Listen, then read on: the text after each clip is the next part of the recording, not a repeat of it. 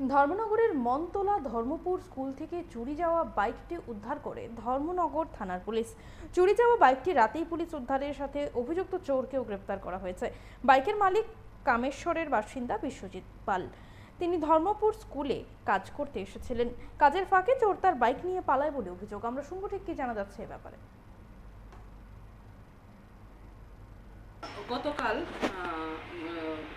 Biswajit Pal son of Benu পাল কামেশ্বর, উনি আমাদের ধর্মনগর মনতলা ধর্মপুর স্কুলে মাস্টারের কাজ করেন।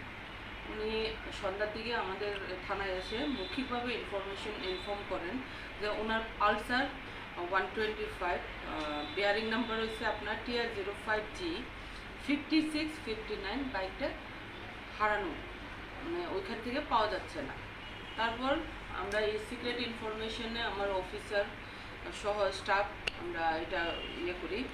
তারপর আপনার খোঁজাখুঁজির পর সন্ধ্যাবেলাতে একটা ইনফরমেশন পাওয়া গেল যে আমাদের জেল রোডের একজন ওই সেম সাসপেক্টেড বাইকটা নিয়ে আসেরা ওইখানে আমাদের জেল রোডের দিকে, পুরান জেল রোডের দিকে উনি যাইতেছেন। তারপরে আমরা ওইটার সিক্রেট ইনফরমেশনের পরে আমরা এটা করলাম আর ওনারে অ্যারেস্ট করলাম আর বাইকটা রিকভারি করলাম। ধর্মনগরে আমরা কেস রেজিস্টার করছি আপনার ধর্মনগর PS কেস নাম্বার 53 গতকাল